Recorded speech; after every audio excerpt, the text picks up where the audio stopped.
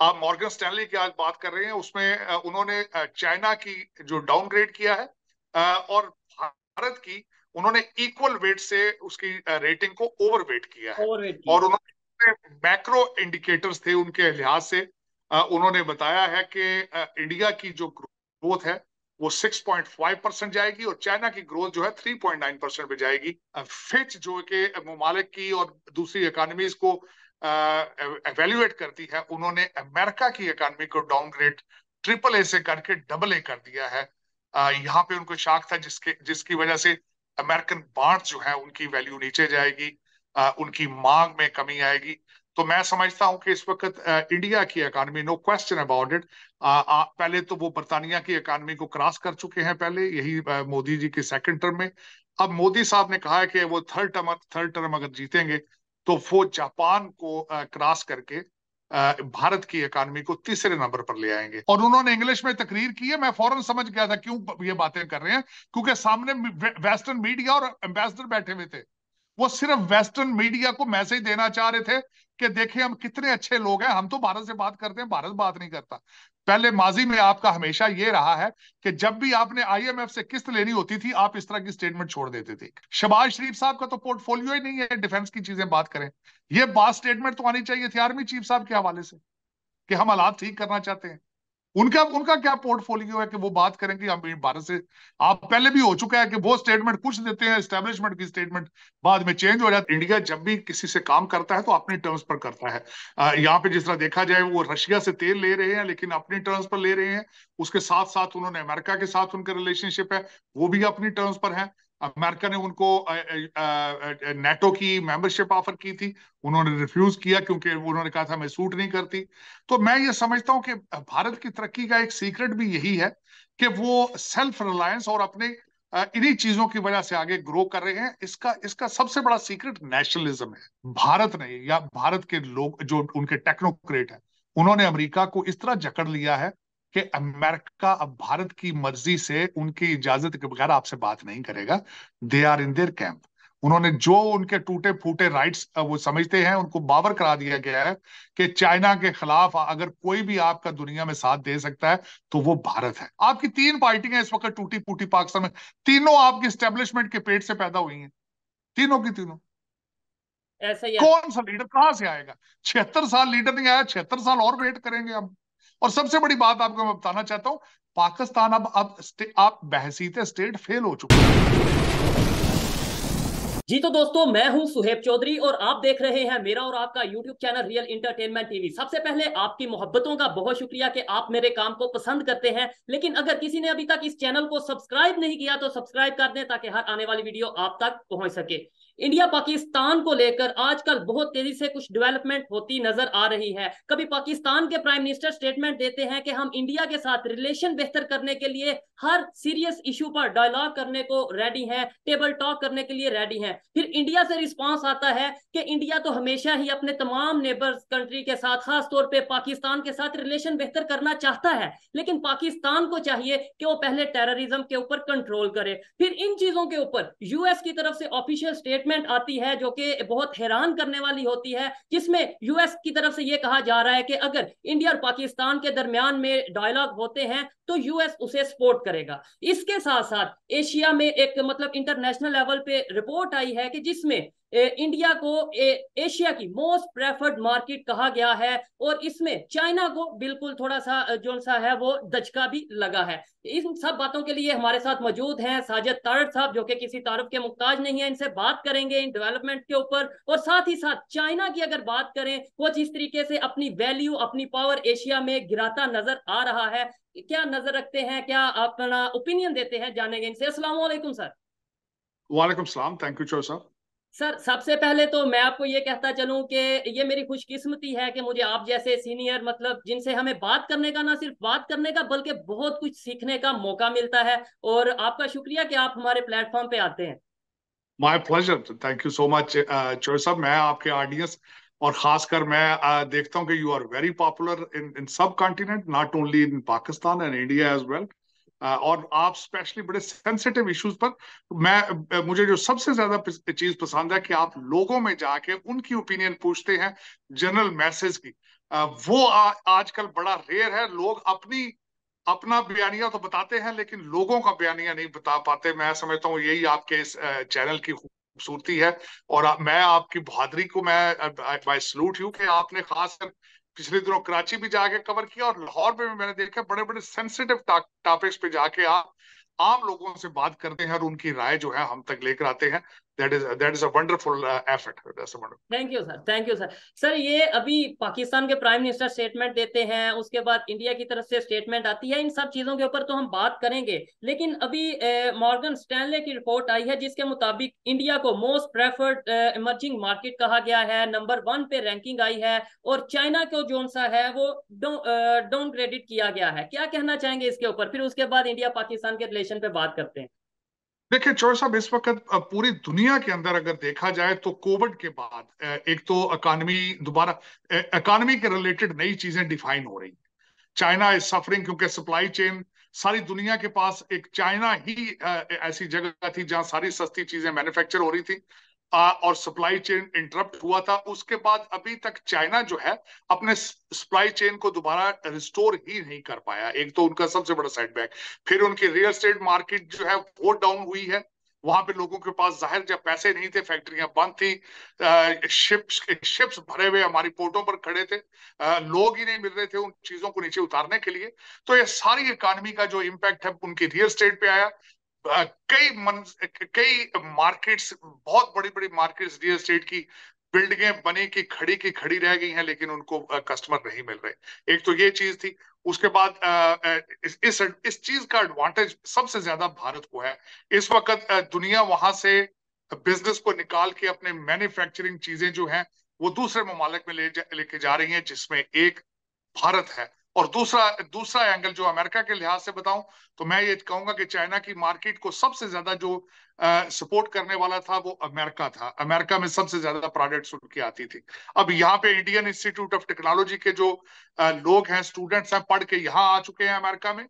हमारी अमेरिकन कंपनियों के सीईओज वो हैं और अल्टीमेटली अमेरिका की दौलत को, वेल्थ को वो कंट्रोल करते हैं, अपना असर रसूल रखते हैं, व्हाइट हाउस पे असर रसूल करते हैं। तो उसी वजह से जो बिजनेस चाइना से निकल रहा है वो सारा भारत जा रहा है। तो जिस तरह आपने देखा होगा, पहले एप्पल की मैन्युफैक्चरिंग वहां गई है, फिर इलॉन मस्क जो है वो इंटरेस्टेड है, फिर बाहर से मोदी साहब अपने ट्रिप पर आए हैं, जेट इंजन बनाने की वो टेक्नोलॉजी लेके जा रहे हैं, राफेल तैयारे बन रहे हैं वहां पे।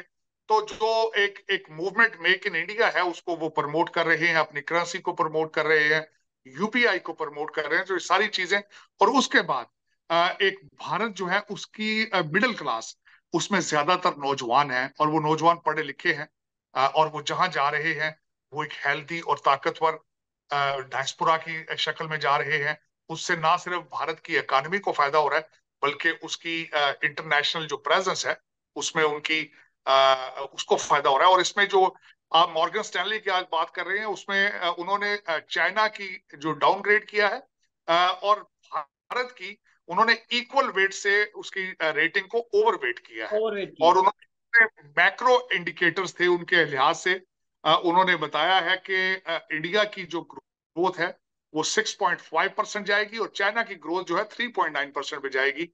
और मैं समझता हूं कि ना सिर्फ इसके साथ इसी कोविड के हवाले से और जिस तरह यूक्रेन जंग के बारे में या वेस्टर्न सिविलाइजेशन जो है वो अपना सारे अपने सोर्सेज रिसोर्सेज को बर्न कर रहे हैं। फिच जो कि ममालिक की और दूसरी इकानमीज को एवेल्युएट करती है, उन्होंने अमेरिका की इकानमी को डाउनग्रेड ट्रिपल ए से करके डबल ए कर दिया है। यहाँ पे उनको शाख था जिसकी वजह से अमेरिकन बॉन्ड्स जो है उनकी वैल्यू नीचे जाएगी, उनकी मांग में कमी आएगी। तो मैं समझता हूं कि इस वक्त इंडिया की economy, no question about it, पहले तो वो बर्तानिया की इकानमी को क्रॉस कर चुके हैं पहले, यही मोदी जी के सेकंड टर्म में। अब मोदी साहब ने कहा है कि वो थर्ड टर्म अगर जीतेंगे तो वो जापान को क्रॉस करके भारत की इकानमी को तीसरे नंबर पर ले आएंगे। तो मैं समझता हूं कि इसमें कोई शक नहीं है। जिस तरीके से इस वक्त अगर देखा जाए तो वो कनेक्टिविटी का एक प्रोग्राम जो उनका था कि वो अपनी पावर को बाहर बेचेंगे, तारें बिछाएंगे, पाइपलाइनें बिछाएंगे, फिर उसके बाद उन्होंने तेल की पाइपलाइन बिछाने का मंसूबा उनका सामने नजर आ रहा है। आपने देखा होगा कि इंफॉर्मेशन टेक्नोलॉजी में they almost have a monopoly over it. फिर फार्मास्यूटिकल उनकी इंडस्ट्री है। तो इसी तरीके से जहां ट्रेड करते हैं यूएई के साथ, उनका 100 बिलियन का टारगेट था, 85 बिलियन वो अचीव कर चुके हैं। तो देखा जाए तो इस वक्त जो कोविड की वजह से सारी दुनिया की इकोनॉमी स्लगिश है, उस सब का फायदा जो है भारत उठा रहा है। चाइना के जो जितने चैलेंजेस हैं, चाइना की जितनी मैन्युफैक्चरिंग है, it is moving towards India, which will make India stronger in the future. ठीक है सर, आपकी बातों से एग्री करता हूँ, लेकिन एक चीज ये सारे सिनेरियो में जो मैं ऑब्जर्व कर रहा हूँ और बहुत से लोग भी ऑब्जर्व कर रहे होंगे कि देखें इंटरनेशनल मार्केट तेजी से इंडिया की तरफ मूव हो रही है। बड़ी बड़ी मल्टीनेशनल कंपनीज इंडिया की तरफ जा रही हैं, बिजनेस करना चाह रही हैं, एलॉन मस्क हो, एप्पल हो या जो भी कंपनी हो। लेकिन इंडिया अपनी पॉलिसीज के ऊपर तो कंप्रोमाइज बिल्कुल करता नहीं नजर आ रहा। वो ये कहते हैं एप्पल हो या एलॉन मस्क हो या कोई भी कंपनी हो, वो इंडिया में आएगी तो इंडिया की पॉलिसीज के मुताबिक काम करना पड़ेगा, चाहे वो ट्विटर हो चाहे कोई भी, मतलब किसी भी हवाले से अगर बात करें। ये बड़ा प्लस पॉइंट मुझे नजर आता है, शायद ये उनकी जो पॉलिसी है इसी वजह से आज यहाँ तक वो पहुंचे हैं। मैं बिल्कुल आपसे एग्री करूंगा कि इंडिया जब भी किसी से काम करता है तो अपने टर्म्स पर करता है। यहाँ पे जिस तरह देखा जाए, वो रशिया से तेल ले रहे हैं लेकिन अपनी टर्म्स पर ले रहे हैं। उसके साथ साथ उन्होंने अमेरिका के साथ उनका रिलेशनशिप है, वो भी अपनी टर्म्स पर है। अमेरिका ने उनको नेटो की मेंबरशिप ऑफर की थी, उन्होंने रिफ्यूज किया क्योंकि उन्होंने कहा था मैं सूट नहीं करती। तो मैं ये समझता हूँ कि भारत की तरक्की का एक सीक्रेट भी यही है कि वो सेल्फ रिलायंस और अपने इन्हीं चीजों की वजह से आगे ग्रो कर रहे हैं। इसका इसका सबसे बड़ा सीक्रेट नेशनलिज्म है। हम्म। जब आप नेशनलिज्म होगा, आपको प्राइड होगी अपनी सिटीजनशिप पे, अपने मुल्क से आपको मोहब्बत होगी, तो चीजें तब आती हैं, तब इस तरह के फैसले किए जाते हैं। अब मैं छोटी सी एक मिसाल दूंगा। आप पाकिस्तान से बैठकर इस वक्त ये प्रोग्राम कर रहे हैं। आपका सबसे बड़ा चैलेंज इस वक्त करप्शन है। हर चीज में करप्शन है, सोचों की करप्शन है, पुलिस की करप्शन है, हर चीज की करप्शन है। लेकिन आपको बल्कि मैं चाहूंगा किसी वक्त आप इस पे प्रोग्राम करें कि पंजाब, भारत वाले पंजाब में उन्होंने, आम पार्टी ने करप्शन को किस तरह रोका है, किस तरीके से मोदी साहब ने करप्शन, एक मैं यहाँ पे अर्ज करना चाहूंगा, करप्शन जो है वो इंसानी जिबिलत का हिस्सा है, it is part of the human instinct. लेकिन उस पर कुछ ना कुछ कंट्रोल होना चाहिए तरक्की करने के लिए। आपके मुल्क से इस वक्त भी प्राइवेट प्लेन्स जो है वो थैले लेके उड़ रहे हैं डॉलरों के, और आपकी एजेंसियों के मर्जी से उड़ रहे हैं। आपकी जो कुछ भी होता है पाकिस्तान में, उसमें सारे इदारे इन्वॉल्व होते हैं। एक इदारा अकेला करप्शन नहीं कर सकता। लेकिन वजह यह है कि आपको पाकिस्तान से मोहब्बत करना आपने शुरू ही नहीं की। पाकिस्तान से मोहब्बत करना बंद तो करते अगर शुरू की होती। पाकिस्तान आपने सिर्फ कागजों में बनाया था। अगर एक मिनट के लिए सोचें, आज 1947 को अगर सोचा जाए, जो लोग जलीलो ख्वार होकर पाकिस्तान में आए थे, अपनी माओ बहनों को रास्ते में मरवाते आए थे, हर चीज छोड़ के, क्या आपने जस्टिफाई किया है पाकिस्तान को बनाने का? जो टू नेशन थ्योरी आप कहते हैं कि टू नेशन थ्योरी की बेस पर पाकिस्तान बना, क्या आपने उनको पाकिस्तान बनाकर दिया है? मेरे ख्याल बिल्कुल में नहीं बनाया। आपने बिल्कुल। सिर्फ अब एक तो एक हमसे एक आइडियोलॉजी बेची है आपने। जी। उसके बाद आपने पाकिस्तान को एटीएम मशीन की तरह लूटा है। आज जो आया इसने 76 साल लूटा है। आपने अपनी टू नेशन थ्योरी को ही जस्टिफाई नहीं किया। आपने पाकिस्तान को बनाने की थ्योरी को जस्टिफाई नहीं किया। मेरा सबसे बड़ा आपसे गिला ये है, मेरा सबसे ज्यादा अफसोस आपसे ये है। और सर इसकी सबसे बड़ी एग्जांपल ये है कि अब जैसे आपने बोला और आप देखते हैं, लोग देखते हैं कि हम पब्लिक में जाके ओपिनियन लेते हैं। मैं आपको बता रहा हूँ कि सर बड़ी तादाद में यूथ और एजुकेटेड यूथ ये कहती है कि भाई ये हमारे हाथ जुड़े हैं, हम तो पाकिस्तान से बाहर जाने के पर तोल रहे हैं।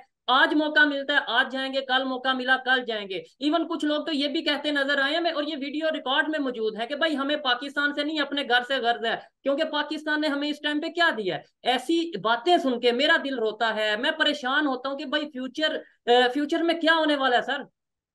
देखिए, मैं आज आपके प्रोग्राम पे आल ऐलान आपको बताता हूं। रिजवाना का केस जो है इस्लामाबाद में, ये पहला केस नहीं जी। है, ना ही आखिरी केस है। और मैं आपको बता रहा हूं रिजवाना को जस्टिस नहीं मिलेगा। आज बहावलपुर यूनिवर्सिटी का केस है। ओहो। 5500 स्टूडेंट्स हैं, खवातीन हैं, उस इलाके से जहां लोग अपनी बच्चियां स्कूलों में नहीं भेजते। उनके माँ बाप को वहां पे जस्टिस नहीं मिलेगा।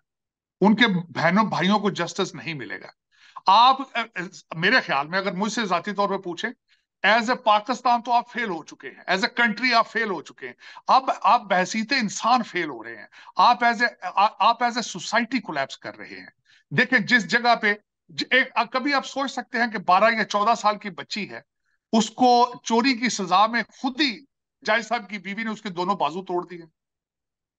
कभी आप सोच सकते हैं कोई इंसान ये ऐसा काम कर सकता है? और सर मैं ये तो मैं समझता हूँ ऐसे वाकयात बहुत से होते हैं, ये तो एक हाईलाइट हो गया तो बस बस उसके ऊपर हम नहीं, बात कर रहे हैं। जैसा मैं पर्सनली ये चीजें देखता हूँ, समझता हूँ कि कई घरों में फोर्स लेबर होती है, चाइल्ड लेबर होती है, और फिर बहुत ज्यादा तशद्दुद किया जाता है, और जब उन पे आवाज उठाई जाती है तो फिर धमकियां भी आती हैं और बहुत सी चीजें फेस करने को मिलती हैं।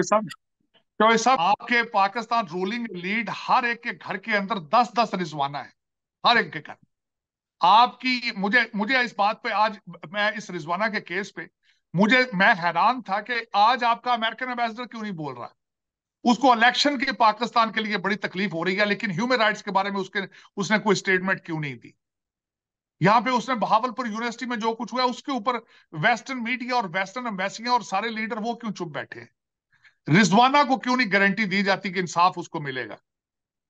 इनको इलेक्शनों की बड़ी जल्दी है, इनको दूसरी ह्यूमन राइट्स की सारी बड़ा बड़े हमारा वेस्टर्न सिविलाइजेशन उन पे बयान देते हैं, लेकिन रिजवाना के लिए क्यों नहीं खड़े होते?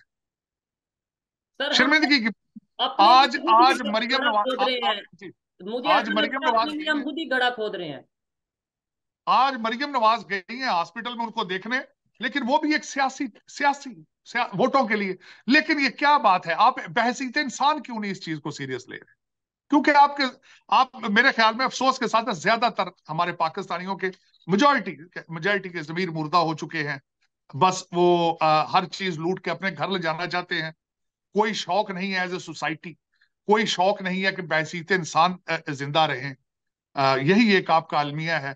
और आपको हर चीज से बच जाएंगे। करप्शन आपको मार रही है, आपको खा रही है, और जिस तरीके और जिस हालत में पहुंच चुके हैं आप श्रीलंका से बदतरीन है। उसकी वजह यह है, वहां पे तो सिर्फ एक राजा पक्सा था, एक फैमिली थी। आपकी तो हर जगह पे इस राजा पक्से की फैमिलियों की लाइनें लगी पड़ी। आपकी तो हर हर डिपार्टमेंट, हर महकमे के अंदर राजा पक्सा बैठा है। और पता नहीं इसको कौन बचाएगा पाकिस्तान को। मुझे तो बिल्कुल नाउमीदी है, मायूसी है, गहरे बादल हैं। मुझे नहीं है, अभी तक किसी लीडर ने कोई रोड मैप आपको नहीं दिया कि मैं इस तरीके से पाकिस्तान को बचाऊंगा, आओ मेरे साथ चलो। आओ पाकिस्तान में ये फला चीज मैन्युफैक्चर करते हैं, आओ मैं तुम्हें सिखाता हूं अमेजोन पे कारोबार किस तरह करना है। आओ आर्टिफिशियल इंटेलिजेंस पढ़ाते हैं। आओ तुम्हें बताएं कि पाकिस्तान में एग्रीकल्चर। किसी ने कोई, आप कह रहे हैं जवानों से पूछा है कि वो जाएंगे? अमेरिका को रोजाना गालियां आप देते हैं, कभी वो साइफर कहते हैं अमेरिका के खिलाफ जिहाद कर। आज एम्बेसी वीजा देना शुरू करे पाकिस्तान में, एक इंसान नहीं बचेगा वहां पे। ऐसे ही है। बल्कि किश्तियों में मर मर के पहुंच रहे हैं आप, जर्मनी और ग्रीस और इटली पहुंच रहे हैं। लेकिन देखें, यही एक वजह है कि आपने 76 साल ना पाकिस्तान को बनाया है, ना कोशिश की है, ना जस्टिफाई करने की कोशिश की है। ना कोई लीडर आया है। जो फ्राडी के ही आए हैं। मैं तो समझता हूँ कि फ्रॉड ही लगा रहे हैं अभी तक। कोई जो आपके जिस तरह मैंने कहा कि अभी तक किसी पाकिस्तानी के मुंह से मैंने कोई अच्छा बिजनेस प्लान नहीं सुना, कोई रोड मैप नहीं देखा। खान साहब कहते हैं ओवरसीज पाकिस्तानियों को पैसे लेकर आऊंगा और दूध की नहरें चलेंगी, हालांकि उनको बिजनेस प्लान नहीं है। ओवरसीज पाकिस्तानी क्यों पैसे देंगे आपको? पहले तो आपने जूते मार मार के ओवरसीज पाकिस्तानी को निकाला वहां से, डंकियां लगा लगा के यहाँ पहुंचे हैं। वो अपने माँ बाप को पैसे भेजेंगे कि आपको भेजेंगे? क्यों भेजेंगे आपको पैसे? ये मैं एक तो बिल्कुल मुझे अजीब सी बात लगती है कि आप हमेशा खान साहब जब भी बात करते हैं कहते हैं ओवरसीज पाकिस्तानी जो है वो पैसे देंगे। क्यों देंगे आपको पैसे वो? ऐसे एक ही। तो ना लॉ एंड ऑर्डर के हालात है वहां पे, ना थाना ना कचहरी चलता है, ना पटवारी चलते हैं, तो वो क्यों जाएंगे वहां पे?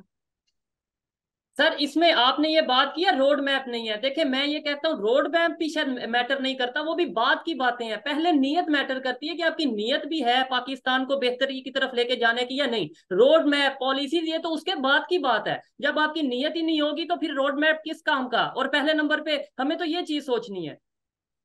बिल्कुल डेफिनेटली। देखे, नियत होगी तो रोड मैप बनेगा, बिल्कुल आपकी बात ठीक है, जब नियत ही नहीं है। ऐसे लेकिन ही। मुझे ये बताएं, नियत कहां से मिलती है, कहां से इंपोर्ट की जा सकती है?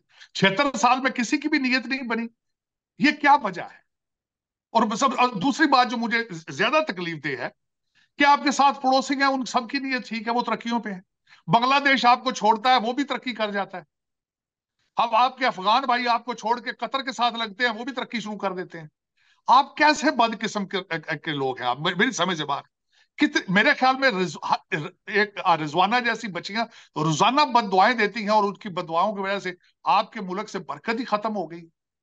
ऐसे ही है। लेकिन क्या सर वजह है? फिर भी हम क्या वजह? उम्मीद रखेंगे। मैं ये समझता हूँ कि जब अगर हम उम्मीद छोड़ देंगे तो फिर पाकिस्तान के लिए बात करने का कोई मकसद नहीं रहेगा, पाकिस्तान की बेहतरी का सोचने का कोई मकसद नहीं रहेगा। मुझे ये बहुत उम्मीद है कि आने वाले टाइम में अभी शायद मेरे जैसे लोग या हम ही अभी रिक्वेस्ट कर रहे हैं अदारों को, गवर्नमेंट को, लेकिन अगर बात ना सुनी गई तो मेरे जैसी यूथ उठेगी, आवाज उठाएगी पाकिस्तान के राइट के लिए, अपने राइट के लिए, पाकिस्तान के बेहतर इमेज के लिए। और मैं ये समझता हूँ कि आने वाला टाइम कुछ ना कुछ बेहतर होने वाला है।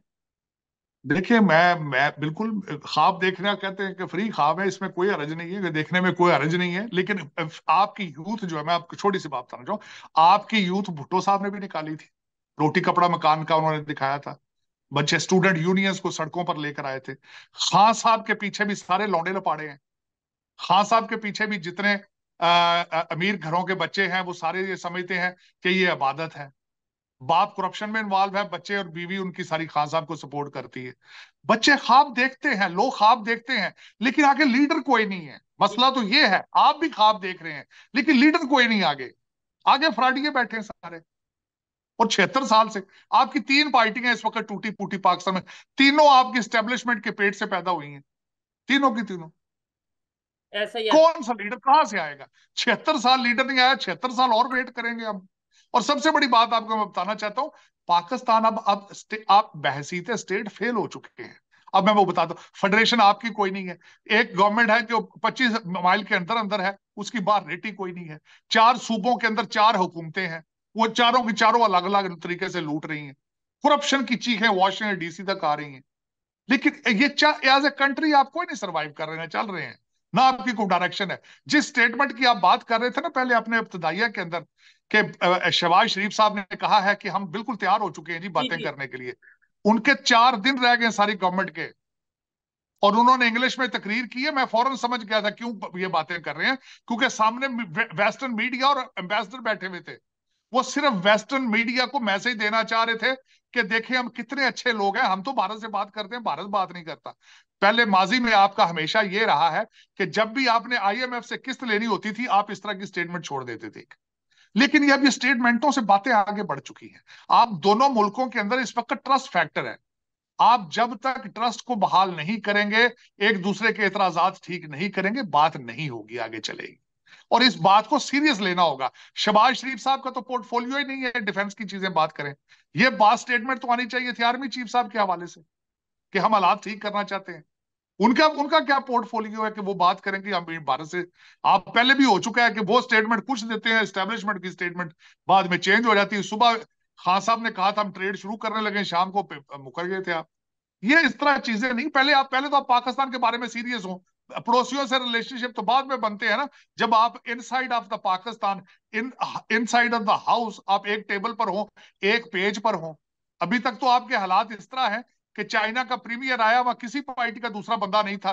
फॉरेन मिनिस्टर साहब दुबई बैठे हुए थे, अपनी वालदा के स्टैचू का इफ्तिताह करने चले गए थे। अभी तक तो आप एक टेबल पर ही मौजूद नहीं है। आप जब तक खुद इकट्ठे नहीं होंगे, पाकिस्तान के बारे में सीरियस नहीं होंगे, तो भारत आपकी इज्जत क्यों करेगा? आपकी बात को वो सुनेगा भी क्यों, सर जब आप इसमें इकट्ठे ही नहीं लेकिन है? इसमें एक बड़ी चीज हमने जो देखी है, वहां भारत की तरफ से भी स्टेटमेंट आई है। उनके एक्सटर्नल अफेयर्स के जो स्पोक पर्सन है उन्होंने स्टेटमेंट दिया कि भाई हम तो हमेशा से रेडी हैं तमाम नेबर कंट्रीज, खासतौर पे पाकिस्तान के साथ रिलेशन बेहतर करने के लिए। लेकिन फिर वही उन्होंने अपना इशू रखा है, स्टांस रखा है कि भाई टेररिज्म को खत्म करें, क्रॉस बॉर्डर टेररिज्म के ऊपर कंट्रोल करें। उनका एक ही मौकफ है, तो हम वो बात मान क्यों नहीं लेते? या भारत को ही क्यों नहीं कह देते कि भाई आओ मिल के हमारे साथ, हम तो नहीं कर पा रहे, आओ मिल के जो है हम इस चीज के ऊपर काम करते हैं। बिल्कुल, बिल्कुल मैं एग्री करूंगा आप। क्यों नहीं इस तरह किया जाता? क्यों नहीं उनके साथ उनको उनको उनको क्लियर क्यों नहीं किया जाता? क्यों नहीं कहा जाता कि आए मिलके इसके खिलाफ चलते हैं? क्यों नहीं ये कहा जाता? उनको प्रूव क्यों नहीं दिए जाते कि it is not the state sponsor, ये हमारा कसूर नहीं है? उनको क्यों नहीं ये सफाई दी जाती? यही एक बात है। जबकि वहां से तो क्या? स्टेटमेंट आ चुकी है बड़ी, वो वायरल हुई थी वो क्लिप, वो वीडियो जो इंडिया के प्राइम मिनिस्टर ने स्टेटमेंट दी थी कि भाई आओ पाकिस्तान वालों, आओ हम मिल के लड़ते हैं, जंग करते हैं, लेकिन दहशतगर्दी के खिलाफ। यानी उन्होंने तो ऑफर कर दी। मैं समझता हूं कि मोदी साहब के बारे में सबसे ज्यादा दुनिया के ऊपर जो प्रोपेगेंडा ये चीजें होती हैं कि उन्होंने गुजरात में ये किया, मुसलमानों के खिलाफ है, बीजेपी मुसलमानों के खिलाफ है, ये कुछ है वो कुछ है। लेकिन नवाज शरीफ साहब के घर आ गए थे वो बगैर किसी प्रोटोकॉल के। ऐसे ही है। उससे पहले देख ले वाजपेयी आ गए थे, उससे पहले। आप बिल्कुल ये नहीं कह सकते कि they are not interested in, लेकिन उनको जो शिकायतें हैं, गिले हैं, आपको चाहिए पहले उसकी क्लैरिफिकेशन करें, उनको एतमाद उनका बहाल करें। ये मैं हमेशा ये कहता हूं, इट इज नॉट इम्पॉसिबल, लेकिन ये कि आपके अंदर, मैं जो जिन अवामल की वजह से खान साहब ने नए पाकिस्तान के ख्वाब को खत्म करके रियासत मदीना किया था, आप भी उनसे डरते हैं। अगर हकीकत वजह है तो आप उनको एतमाद में क्यों नहीं ले लेते? आप उनको भी साथ ले लें, उनको भी बताएं पाकिस्तान के सर्वाइवल का मतलब क्या का इशू आ चुका है, हमें पड़ोसियों से रिलेशनशिप बेहतर करने होंगे। ना सिर्फ आप भारत से अच्छे रिलेशनशिप रिलेशनशिप करें, ईरान से भी अच्छे रिलेशनशिप करें आप। सर अब तो अफगानिस्तान लेकिन ये कौन करेगा? अफगानिस्तान हमें वार्न कर रहा है कि मतलब कभी हम हाँ? अफगानिस्तान को वार्न कर रहे हैं, कभी वो हमें वार्न कर रहा है। लेकिन चॉइस साहब ये कौन करेगा? आसमान से उतरेगा बंदा? कौन करेगा ये सारा कुछ? पाकिस्तान बचाने की कोशिश कौन करेगा? क्योंकि पाकिस्तान ही करेगा। लेकिन अभी तक मुझे नहीं लगता वो पैदा हुआ है पाकिस्तान में। मुझे तो अभी तक पिछले जो माजी में आपका देखा जाए तो लूट मार के अलावा कुछ भी नहीं है पाकिस्तान के, अगर देखा जाए तो पाकिस्तान के लिए कुछ नहीं आपने किया। अपनी फैमिली के लिए जो भी आया हो उसने लूट मार की है, अपने बच्चों के लिए, अपने बहनों भाइयों के लिए। उसने पाकिस्तान को कुछ भी नहीं दिया 76 साल में अभी तक। ठीक है सर, ये सारी जो सिचुएशन बनी है, ये बड़ी बात जो आपने बताई है कि भाई इलेक्शन नजदीक आने वाले हैं, इस वजह से 2-4 दिन के बाद गवर्नमेंट वैसे खत्म हो जाएगी, इस वजह से ऐसी स्टेटमेंट देना जरूरी थी। लेकिन फिर उसके बाद यूएस की तरफ से भी ये स्टेटमेंट आ जाती है कि अगर ऐसा कुछ होता है, अगर इंडिया पाकिस्तान के दरमियान डायलॉग होते हैं तो हम उसे सपोर्ट करेंगे। वो ऑफ कोर्स। लेकिन मुझे ये बताएं कि अमेरिका के तो अपने हालात इतने खराब हैं, उनको देखे ना। उससे सवाल किया गया था स्टेट डिपार्टमेंट में, जी आपका उसने भी आगे से सियासी जवाब दिया है उसका। शहबाज शरीफ का भी सियासी ये बात थी, और स्टेट डिपार्टमेंट वाले की भी सियासी बयान था। हाँ भाई, आप आपस में बात करें, जाहिर हम सपोर्ट करेंगे। जाहिर वो मुखालफत तो नहीं करेंगे ना वो, ऐसे ही तो है। मुखालफत नहीं करेंगे तो फिर सपोर्ट करेंगे। अमेरिका के तो अपने हालात खराब हैं। मैं 5 मिनट तक, अभी 10 मिनट तक, अब बिल्कुल यही ऑनलाइन देख रहा था, डोनाल्ड ट्रंप साहब को इंडाइट किया गया है आज चौथी दफा, तीसरी दफा जी। 4 महीने के अंदर। अमेरिका के अपने हालात खराब हैं।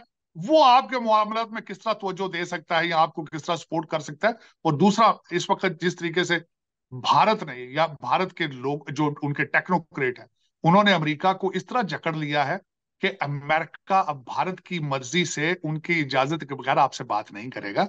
दे आर इन देयर कैंप।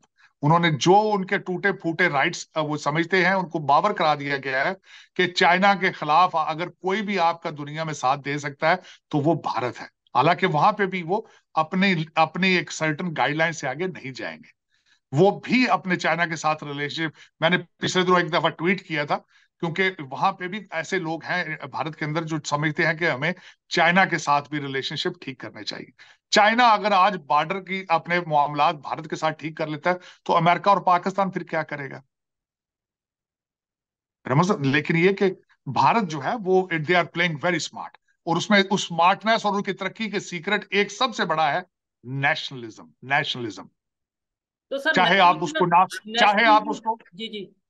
जी अच्छा साहब, चाहे आप दुनिया उसको हिंदुत्व कह ले, चाहे उसको जो मर्जी कह ले, चाहे ये कह ले कि Hindustan is for Hindus only, of course they are in majority there, that is their country, but they have become nationalist. You need to copy that.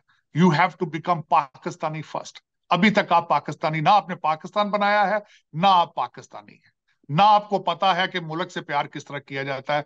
मुल्कों की तरक्की में सबसे बड़ा एलिमेंट नेशनलिज्म का होता है। Nations cannot survive without nationalism. ऐसे ही है। लेकिन यहाँ पाकिस्तान में जिससे भी हम पूछेंगे वो यही कहेगा कि हमारे लिए मजहब पहले है, जबकि उन्हें ये भी नहीं पता कि पाकिस्तान बनाने का मतलब भी मजहब की बुनियाद ही थी ना। मजहब को बुनियाद रखा गया तो इसका मतलब है पाकिस्तान और मजहब तो आपको फिर एक ही लेके चलना चाहिए। नेशन फर्स्ट हो या रिलीजन फर्स्ट हो, पाकिस्तान की जहां बात है उधर पाकिस्तान को आगे रखना चाहिए। चॉइस मुझे इतराज है। आप कहते हैं जिस मजहब की आपने बात की है, आपने काले जादू की बात की है, काले बकरों की बात की है। ये काले बकरे और काले जादू इस्लाम, इसका नाम इस्लाम नहीं है। ये बाबे जो आपकी फूंकों के साथ कैंसर का इलाज कर रहे हैं, ये इस्लाम नहीं है। ये बाबे फूंकों के साथ सर्जरियां, हार्ट सर्जरी कर रहे हैं, ये इस्लाम नहीं है चौई साहब। ऐसे ही है। इस्लाम इस्लाम का नाम है पीस, सलामती।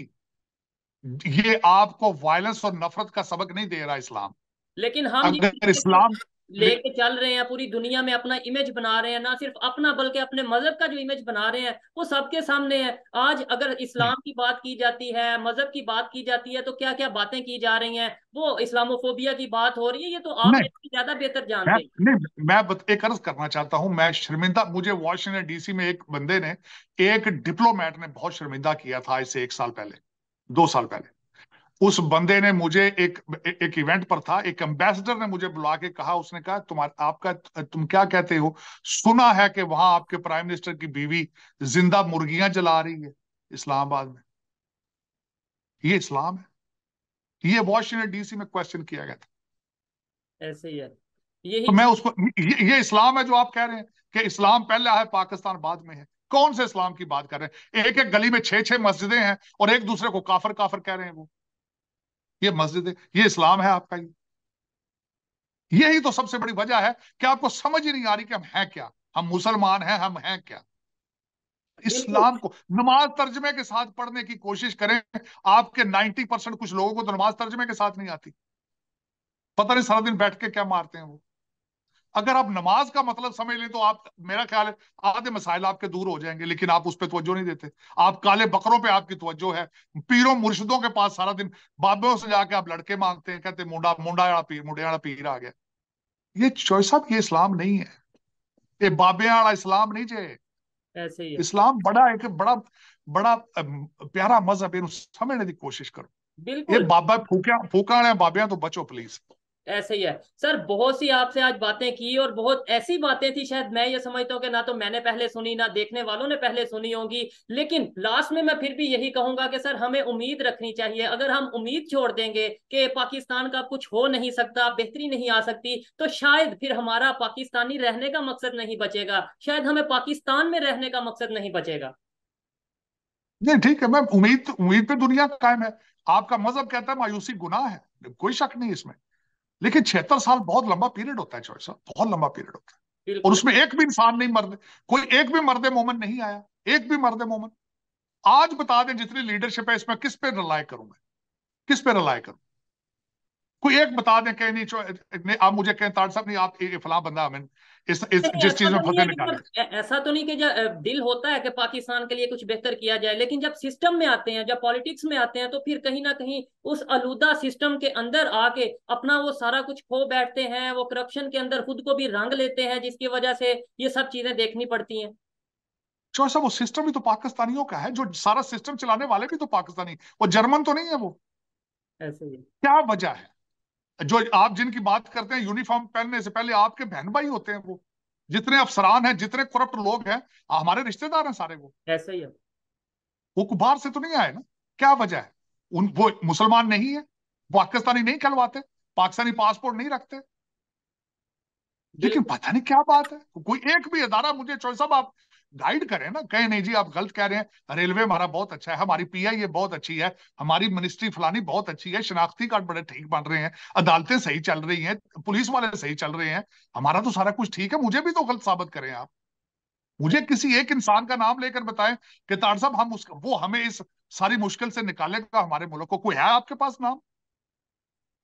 और ये मेरे लिए बहुत अफसोस वाली बात है कि देखें, ये बातें कड़वी हैं। मतलब ये ऐसी बातें हैं जो अगर तारड़ साहब करें या हम करें तो हमें ये कह दिया जाएगा कि पाकिस्तान को क्रिटिसाइज किया जा रहा है, पाकिस्तान का जो नेगेटिव चीज है वो दिखाई जा रही है। जबकि सिर्फ नहीं, यही सवाल नेगेटिव। अगर पब्लिक से कर लिया जाए या उन लोगों से कर लिया जाए ये जो कहते हैं कि नेगेटिव चीज दिखाई जा रही है, तो यही सवाल जो तारड़ साहब ने किया है वो सवाल मैं करता हूं उन सब से। अगर किसी के पास जवाब हो कि कोई एक अदारा जो ईमानदारी से काम कर रहा है, कोई एक पॉलिटिशियन जो ईमानदारी से काम कर रहा है, या फिर इवन मैं इसको बढ़ा के ऐसे कहूंगा कि कोई एक पाकिस्तानी जो पाकिस्तान के साथ सिंसेयर है, तो मुझे बताएं, हम उसे जरूर ऑन एयर लेके आएंगे, जरूर उसकी बात भी आगे रखेंगे और अप्रिशिएट भी करेंगे। ये थी आज की वीडियो। आपको वीडियो कैसी लगी, सर की बातें कैसी लगी, कमेंट में जरूर बताइएगा। नेक्स्ट किस गेस्ट को रिक्वेस्ट करेंगे वो हमारे प्रोग्राम में आए, ये भी आप बता सकते हैं। मिलते हैं नेक्स्ट वीडियो में, तब तक के लिए पीस आउट, अल्लाह हाफिज।